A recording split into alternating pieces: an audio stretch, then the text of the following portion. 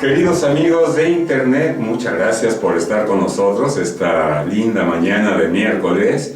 Pues hoy tenemos un evangelio de los que yo creo que son más conocidos, un evangelio en el que nuestro Señor Jesús muestra la gloria a tres de sus, ¿cómo podría decir?, de sus predilectos o de sus elegidos o del grupo cercano, ¿verdad? Pero antes de ya arrancarnos, porque estamos apasionados ahorita hablando de las cosas del Señor, en el marco de la visita del Papa, que ayer martes, fue pues ya la última noche que va a estar en México. Hoy se está trasladando, hoy está en Ciudad Juárez, y creo que va a ser pues ya los últimos momentos antes de que se vaya. Y ahorita vamos a comentar un poquito, porque fuera de cámaras estábamos platicando Vero y Ángeles, que tuvieron la oportunidad de ir y que resulta que tuvieron lugares privilegiados porque estuvieron muy cerquita del Papa. A ver qué es lo que nos comentan.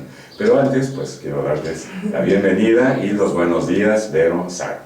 ¿Qué tal? Muy buenos días, amigos. Buenos días, Jorge. Buenos días, Beto. Ángeles, pues como dices, estamos muy contentos por la visita del Papa, porque realmente nos ha traído una experiencia nueva, unas palabras nuevas, y nos habla en nuestro idioma. A mí yo me quedé con una frase que él dijo, de échenle ganas, y la verdad pues se sale de todo lo que puede ser así muy un speech, llamémosle muy riguroso, ¿no? Sino que te está hablando al corazón, te está hablando como precisamente en la transfiguración, a los íntimos, a los amigos, a los que están cercanos. Exactamente. Y bueno, está también con nosotros, y me da mucho gusto porque pues hacía mucho que no nos juntábamos todo el equipo completo. Está con nosotros Ángeles Carrasco. Hola a todos los que nos están escuchando aquí en cabina, y estamos aquí un miércoles más para disfrutar. Otra vez la fuerza está en la palabra.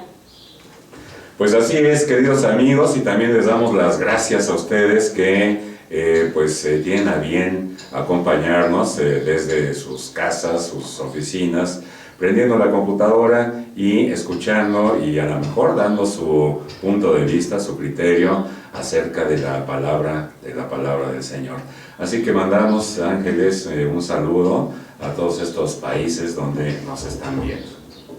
Saludamos a México, a Estados Unidos de América, a Colombia, a España, Perú, República Dominicana, Puerto Rico, Honduras, Cuba, El Salvador, Panamá, Venezuela, Argentina, Guatemala, India, Chile, Ciudad del Vaticano, China, Ecuador, Bolivia, Belice, Zaire, Gran Bretaña, Indonesia, República Italiana, República de Corea, Nigeria, Pakistán y Uruguay. Pues a todos estos países y a todas las personas que nos ven en estos países, un saludo muy cordial, un abrazo en Cristo para cada uno de ustedes, y ojalá que nos pudieran comentar acerca de la palabra de Dios, que pues ya saben ustedes, el objetivo es estudiarla un poquito antes del domingo, antes de asistir a la liturgia, la celebración de la palabra, para ir un poco más preparados y enriquecer con la homilía ahí en la liturgia propia de la palabra. Pues les decía que hoy tenemos un capítulo muy interesante, yo creo que de los más conocidos, que es la transfiguración. ¿Cómo podríamos, como primer pregunta y como introducción, cómo podríamos definir qué es transfiguración? Pues yo creo que en una forma sencilla, el mostrar Jesús, su grandeza, su gloria a los demás. Así es. Ángeles, ¿qué opinión tienes? Pues es ese cambio, ¿no? Transubstanciación, transformación, transfiguración, como por así decirlo, una metamorfosis, pero decir, esta es la otra cara de lo que es Cristo, ¿no? Les muestra no solo la parte humana, sino lo que es la gloria de Él, pero decir, no soy una dualidad, ¿no? Sino que soy un todo, que aquí pues soy hombre, pero también soy Dios. Exactamente. Bueno, pues vamos a introducir con el Señor, ya saludamos a todo el mundo prácticamente, y ahora queremos saludar a nuestro Señor Jesucristo, que como sabemos está aquí en esta cabina de Vamos Radio y Televisión Católica, y que también está con ustedes, en cada uno de ustedes, y en sus casas y en sus oficinas. Así que le pedimos a Vero que nos lleve a la presencia del Señor. Bueno, pues antes de la oración yo sí quisiera dar las gracias, así como dimos ahorita las gracias a los países que nos escuchan. Yo también quiero dar las gracias a dos personas muy especiales, a la señora Ada y a su hermana Maritrimi, su familia completa, porque nos hospedaron. Nosotros no íbamos a ir ya, y el día sábado nos hospedaron en su casa, llegamos 4 de la mañana, y de veras todas unas atenciones muy lindas. Les quiero dar las gracias, y no nada más a ellas, sino a todas las personas que hospedaron a peregrinos, porque pues es una de las obras de misericordia que está pidiendo el Papa, y de veras muchísimas personas que fueron acogidas en los diversos lugares por familias, que de veras entregaron su corazón. Yo quisiera darles las gracias a estas personas que nos recibieron a nosotros, pero también a todas las personas que no conocemos, pero que ellas saben que hicieron un poquito de bien para que se pudiera dar esta fiesta, porque sabemos que los hoteles pues estaban llenos, pero muchísimas personas de veras abrieron su casa, y pues a todas y cada una de las personas que abrieron su casa para esta obra de misericordia les damos las gracias. Así es, pues sí, muchas gracias, y pues cómo mueve, ¿verdad?, la visita del Vicario de Cristo a todos estos corazones, como tú dices, pues hacer obras de misericordia en este tiempo tan propicio que es la Cuaresma. Pues bueno, ahora sí, pues vamos a la oración, nos vamos a poner en la presencia de Dios, en el nombre del Padre, y del Hijo, y del Espíritu Santo. Amén. Señor, te damos gracias por tu amor, por tu misericordia, gracias porque realmente sentimos tu amor, tu cercanía. Gracias porque estos días nos has regalado la presencia de tu vicario, la presencia de nuestro líder, que viene siendo una persona que quiere ser como tú, que quiere ser humilde, que quiere ser amoroso, que quiere ser cercano, así como tú se lo enseñaste, como tú nos lo has enseñado. Te damos gracias, Señor, por todos los frutos que van a venir de esta visita. Gracias por todas las gracias que estás dándonos. Gracias, Madre María, por cuidarnos en todo momento. Sabemos que estos eventos han sido muy grandes, han sido masivos, pero sabemos también que ahí han estado Jesús y tú cuidando a las personas, que si bien ha habido algunos percances leves, se ha podido, porque también se siente el amor de las personas, se siente el amor que Jesucristo nos da, y también pues vemos que así como en la transfiguración, las personas que hemos podido verlo por televisión o verlo en persona, no queremos hacer de esas 3 chozas, no queremos quedarnos nada más con esa alegría, sino queremos sacarla al mundo y decirle a todos los demás que Jesús está vivo. Gracias, Señor, bendito y alabado seas. Bendito seas, Señor, y a ti, Virgen María, gracias por convocar al Papa, por traerlo aquí a México, que era su principal intención, visitarte a ti, y que pues le ha tocado también la gracia de estar solito. Él había pedido estar solito y pues dedicarle ahí unos minutos en oración, y que ese grandioso, como dentro de los gritos, dentro de los impulsos, ¿verdad?, del mexicano, pues también todos guardaron oración y guardaron silencio hicieron oración ahí junto al Papa. Bueno, pues vamos a tratar de ligar todo esto que está sucediendo con la palabra del Señor. Queremos decirles que es el segundo domingo de Cuaresma, y estamos en el capítulo 9 de Lucas, y los versículos del 28 al 36. está el Señor todavía en Galilea y vamos a ver a qué se refiere, por qué el Señor quiso mostrar a estos 3 discípulos que pues eran los más dormilones, ¿verdad? Porque en 2 ocasiones importantes, como es esta, en la transfiguración y también en el huerto de Getsemaní, pues estaban abatidos, estaban cansadísimos y estaban dormidos.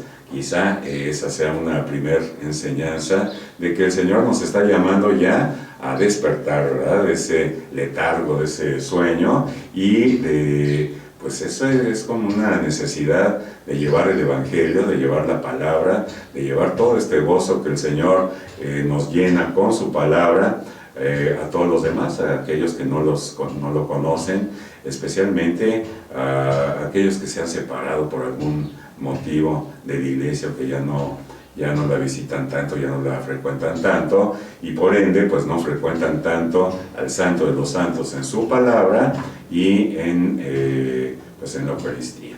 Vamos a escuchar, si ustedes gustan, vamos a escuchar el Evangelio que será leído y que será escuchado en todas las parroquias del mundo para el próximo domingo.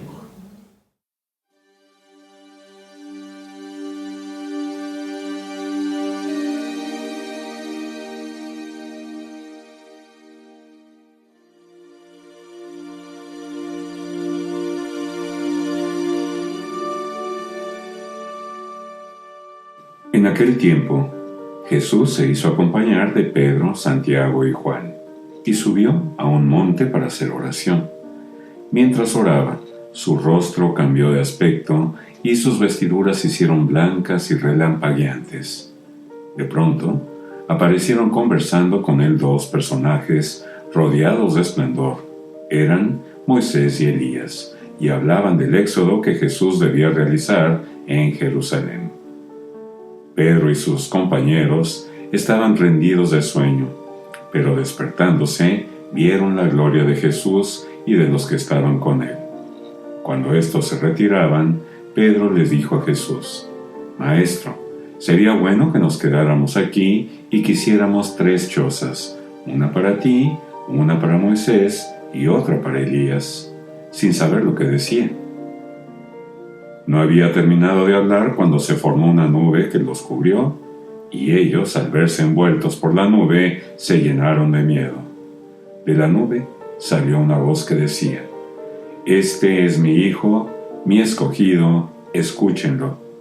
Cuando cesó la voz, se quedó Jesús solo. Los discípulos guardaron silencio y por entonces no dijeron a nadie nada de lo que habían visto.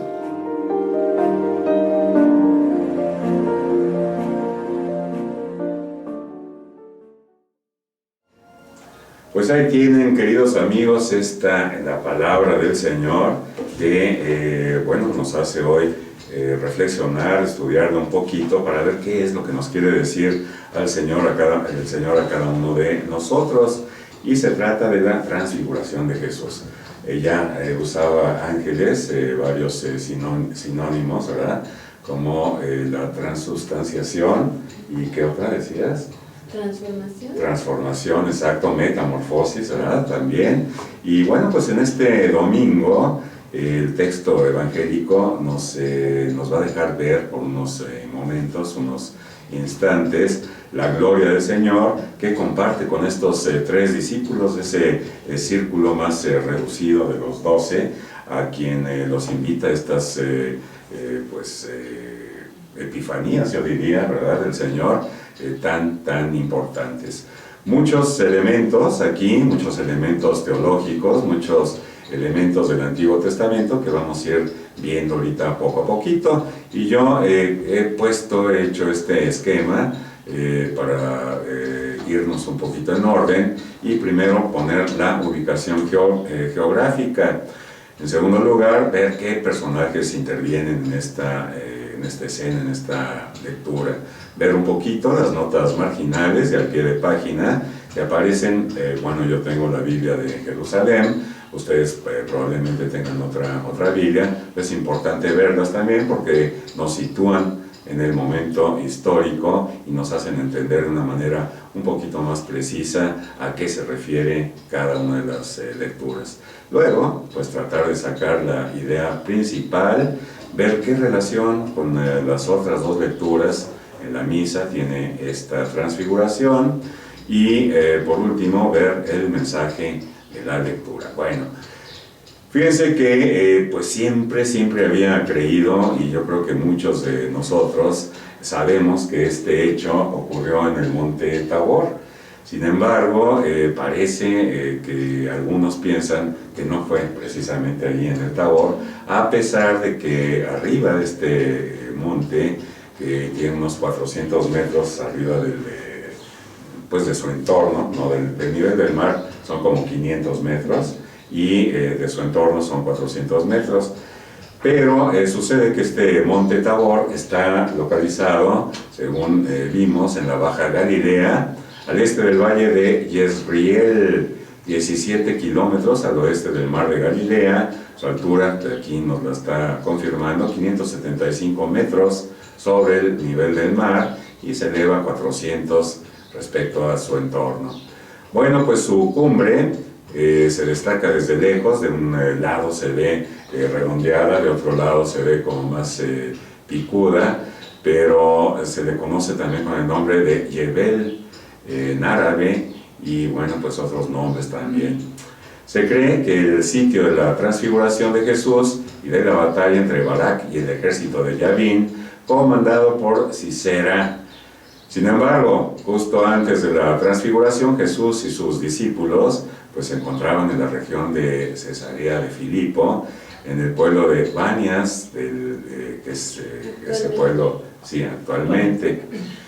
Y bueno, pues parece que no es probable que Jesús y los apóstoles se marchasen de esas inmediaciones o de la región cuando fueron a la montaña encumbrada. Esto está en Marcos 9:2. Y desde el siglo IV después de Cristo se ha considerado el monte Tabor como el lugar tradicional de la transfiguración, pero está a unos 70 kilómetros al sur-suroeste de Cesarea de Filipo. Parece una ubicación improbable. Se puede objetar, sin embargo, que en Mateo 17:1 nos dice 6 días después, y en 6 días bien podían haber hecho esos 70 kilómetros. O sea que, bueno, pues unos dicen que sí, otros dicen que no, pero probablemente sea lo menos importante. A veces es bueno, ¿verdad?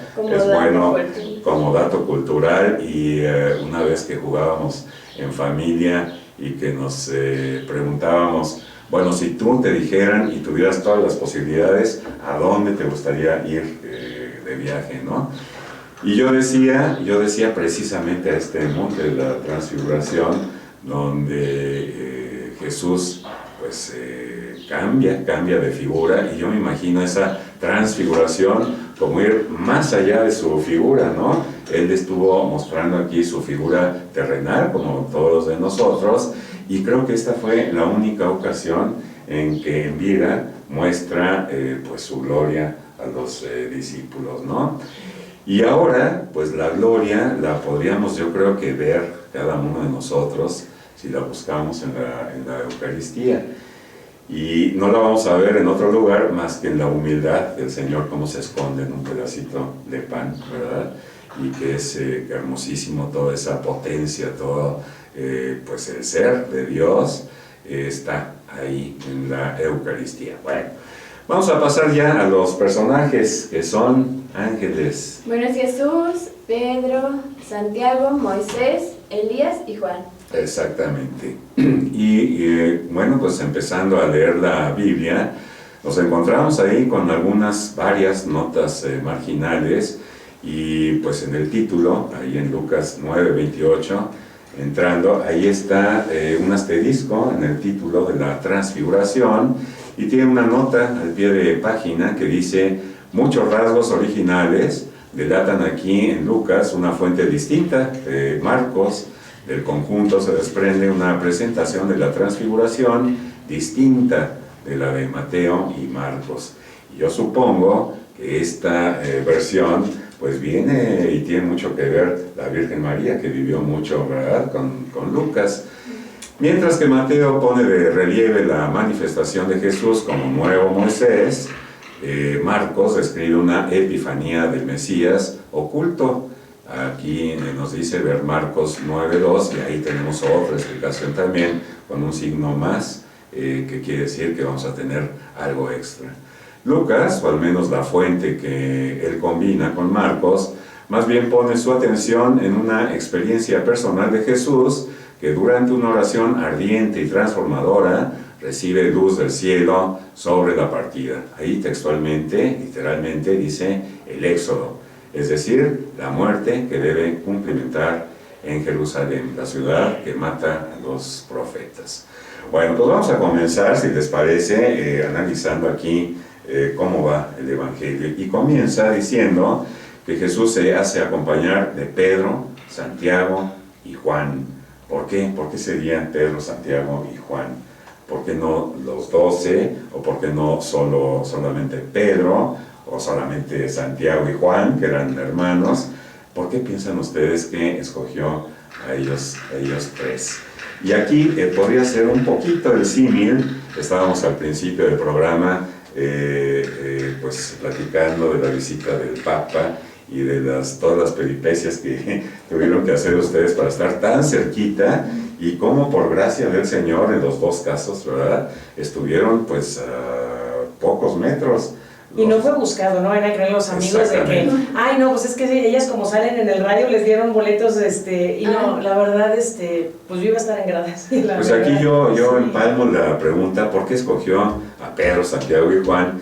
Y ahora en ustedes, ¿por qué las escogió a ustedes, a tu hija también, pues para darles esa gracia? Yo la verdad estaba ahí, yo decía, ¿qué estoy haciendo aquí? O sea, la verdad, ahorita que estábamos viendo esto de la transfiguración, yo decía, a lo mejor Pedro y Santiago y Juan decían lo mismo, y yo, ¿por qué estoy aquí? O sea, como que esto no me suena normal, pero yo lo que me suena es el amor de Dios tan grande que elige pues a las personas que yo siempre me he considerado como Pedro, ¿no? O sea, que con un carácter espantoso, con un carácter así muy sí, o sea, la verdad muy a lo mejor impulsiva, pero también a veces el carácter de decir, sí, ahí voy, Señor, y de repente cualquier cosa me hunde y dices, ¿por qué dudaste, no? Claro. Sí me siento mucho así, en ese símil, y a veces pienso y digo, bueno,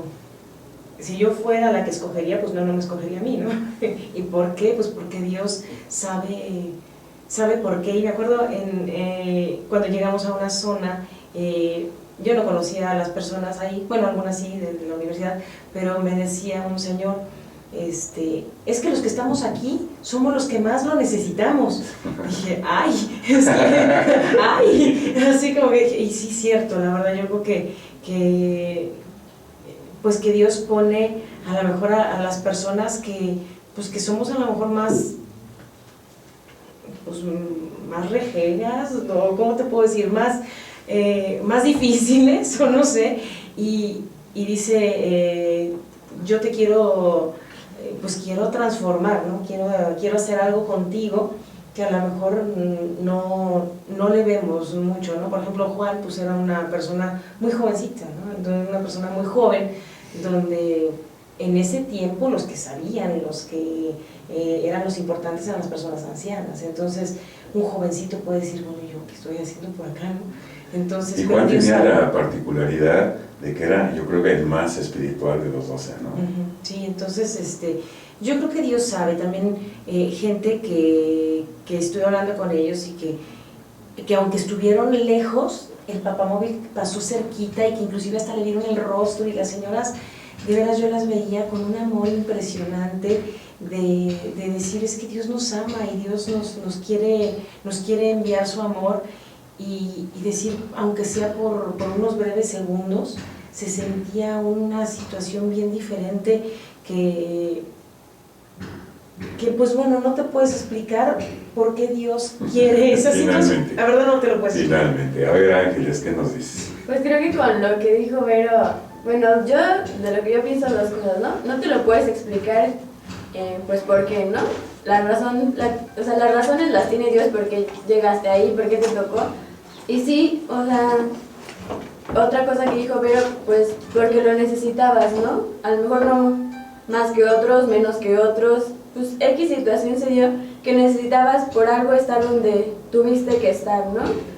Y algo que hay que recalcar, bueno, al menos en mi caso, que no es por un mérito propio, ¿no? De, ay, a ti te lo doy por esto y porque tú eres el mejor, o... No, o sea, por algo Dios quiso, y un padre nos decía, cuando Dios quiere, lo quiere, ¿no? O sea, aunque tú le digas, no, ¿por qué me lo das? O no, porque yo, pues, Él lo quiso y punto, ¿no? Así es. Y yo creo que con todas y cada una de las personas que hicieron este esfuerzo por ir o que simplemente se quedaron en casa y estuvieron viéndolo por televisión, nuestro Señor tuvo alguna deferencia con cada una de ellas, ¿no? De tal suerte que esto lo podemos hacer como un símil en nuestras vidas, que el Señor tiene el poder para hacer esas deferencias especiales con cada uno de nosotros, porque lo necesitamos, porque estamos alejados, porque quiere que nos acerquemos, o porque quiere que si ya somos buenos, que seamos mejores y que haya esa conversión. Bueno, pues así yo creo que sucedió también con Pedro, Santiago y Juan. Pues Pedro era la cabeza de la iglesia, Santiago era un apóstol que tenía mucha fuerza también y que la tuvo posterior a la muerte de Jesús y en su resurrección en la iglesia de Jerusalén. Y Juan, como dice Vero, pues era el jovencito, era el discípulo amado, ¿no? Era el más espiritual y bueno, pues diferente, también otro ángulo, otro punto de vista en su evangelio, ¿verdad? Tenemos los tres sinópticos, que como estamos viendo ahorita, también Lucas pues está ya incorporando ahí nuevos elementos. Así, por ejemplo, con ustedes también, y yo creo que con cualquier persona de las que haya ido, que hayan observado estos eventos a través de la televisión, todos tienen algo que contar desde su muy especial ángulo, ¿no? Y punto de vista, y esto explicaría un poquito el por qué tres evangelios sinópticos, ¿no? Tres evangelios casi iguales. Pues son diferentes ángulos en que nos relatan los evangelistas y que nos dan a nosotros una idea y podemos conformar pues más qué es lo que nos tratan de decir, qué es lo que nos tratan de enseñar. Y entonces sucede que Tomás se hace acompañar a Jesús por estos tres discípulos y sube a un monte para hacer oración. Ese era el objetivo, subir a un monte para hacer oración. Y bueno, aquí Ángeles, que está en este momento estudiando teología, pues el monte siempre quiere decir elevarse, ¿no? Estar como más cerca de Dios, aislarse también. Apartarse, ¿qué más sugiere el monte? Y esta idea que dice San Lucas para hacer oración. Pues bueno, ya mucho lo dijiste tú, pero también el lugar del monte, bueno, vemos y lo hemos dicho aquí también, que cuando Jesús sube al monte, cosas suceden después de eso, ¿no? Como la elección de sus apóstoles, todo eso como que tiene un fin, el ir al monte. Y ahorita se me venía a la mente que San Juan de la Cruz toma mucho esa parte en sus escritos, y él es la subida al Monte Carmelo, y pues tomando mucho esto, y que dice que es para llegar a la cumbre, para llegar a la cima del monte, nos tenemos que ir despojando de muchas cosas para poder estar en perfecta unión con Dios. No sabemos que San Juan de la Cruz pues fue un místico muy grande, y él llegó a decir un momento, rompe la tela de este dulce encuentro, ¿no?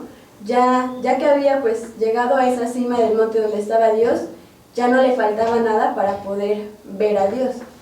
Y estaba recordando precisamente de San Juan de la Cruz un verso que ahora ha convertido en canción Gesed, que decía, y me acuerdo muy bien de esto porque una vez subiendo a nuestro monte aquí en Querétaro, que es el cimatario, pues iba escuchando esa canción y decía decía, y subí tan alto, que le di a la casa alcance, ¿verdad?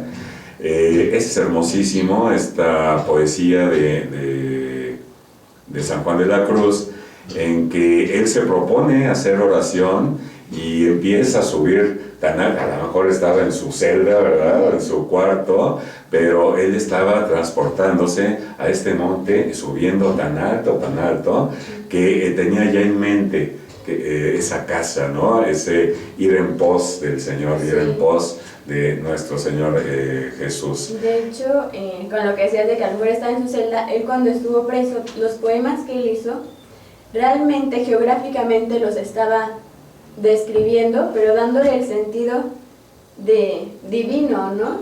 Y entonces cuando uno lee los poemas de San Juan de la Cruz y las personas tienen la dicha de ir a donde él estaba preso, dicen es que aquí realmente él describe todo, pero él lo hizo con un sentido teológico. Exacto, entonces pues aquí está ya la primera enseñanza que podemos sacar. ¿Dónde sería nuestro monte Vero?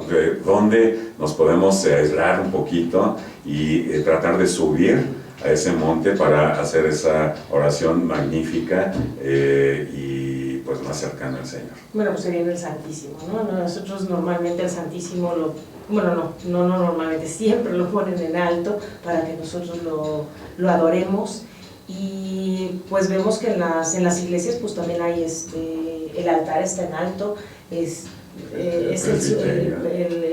subida a ese lugar donde podemos tener esa intimidad de yo estoy aquí contigo, vamos a estar tú y yo, y ese sentirse como se sintieron estos apóstoles, que a veces ya no quieres salirte más que estar en esa presencia.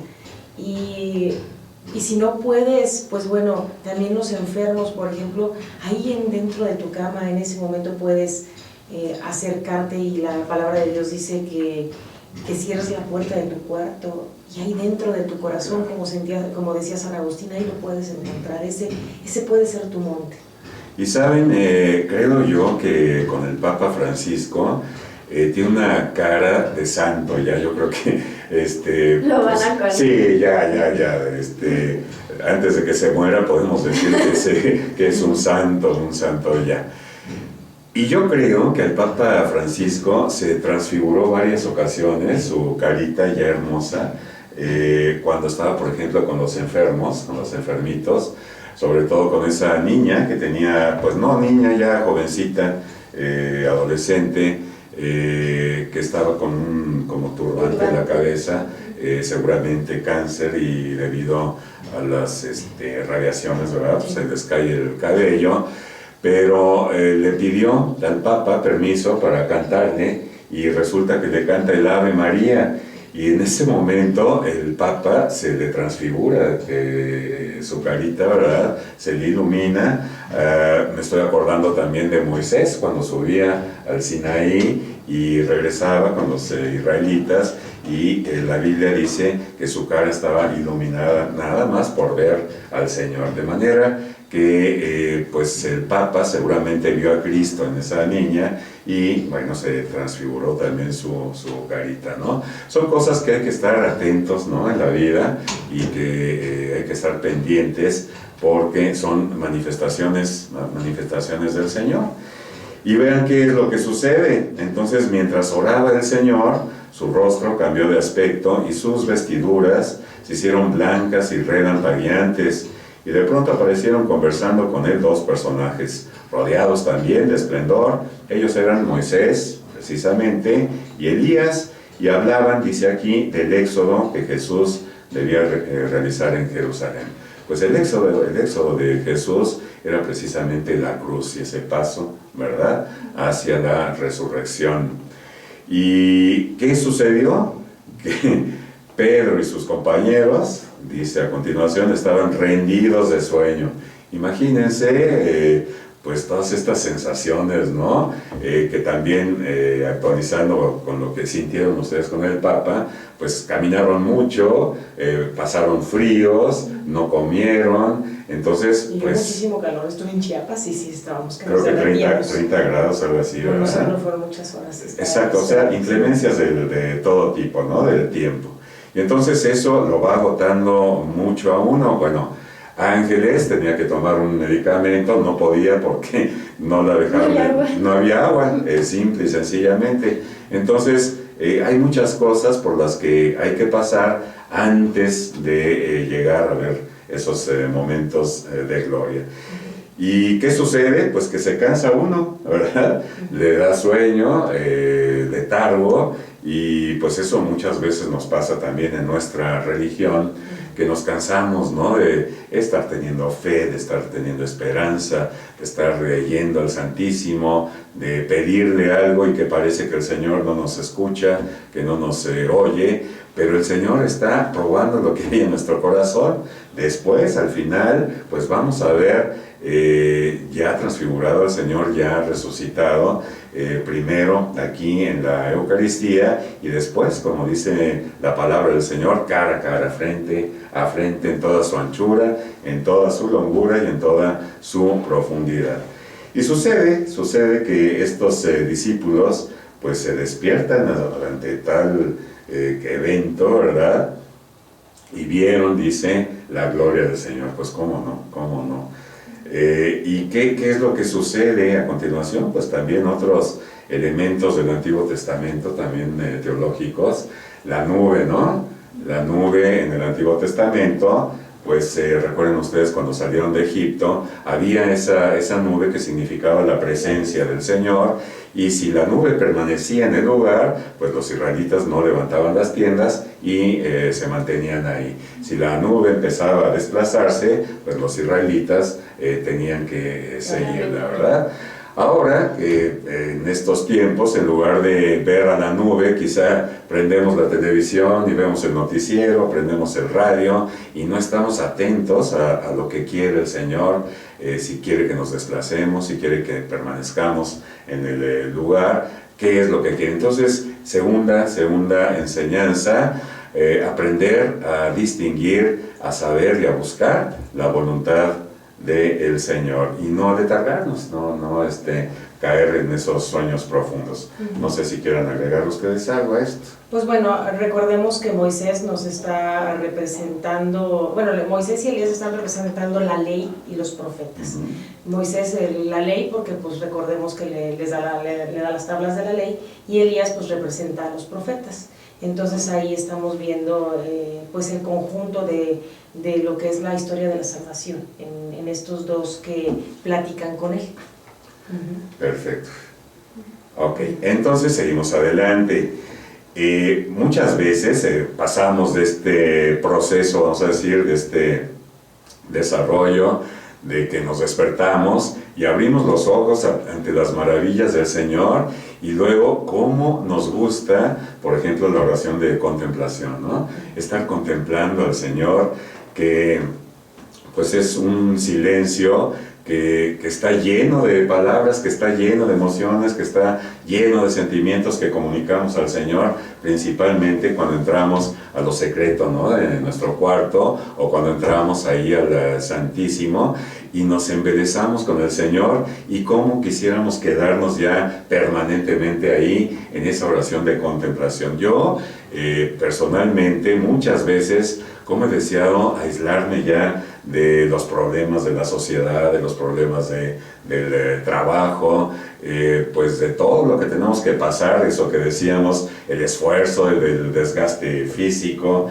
del estar en oración, y quedarnos ya en esa contemplación del Señor, viendo su gloria, que, híjole, alguien muy cercano me comentaba de una experiencia después de la muerte que tuvo. Bueno, les digo, ya me abro, fue mi mamá, que pasó por una operación y nos relataba que pues ya estaba camino al cielo, y que era tanto el gozo y que era tanto la felicidad que pues no se acordó de que los hijos y que quién los iba a cuidar y quién se iba a hacer cargo, que es tanta la felicidad que la absorbía que se olvidan todas esas cosas. Entonces yo creo que sucede algo similar en la contemplación, que te quisieras ya quedar ahí, ya olvidarte de todos esos pesos de la vida normal. Y yo creo que es lo que le sucedió a Pedro en ese momento, que le dice al Señor, Señor, es bueno hacer aquí tres chozos,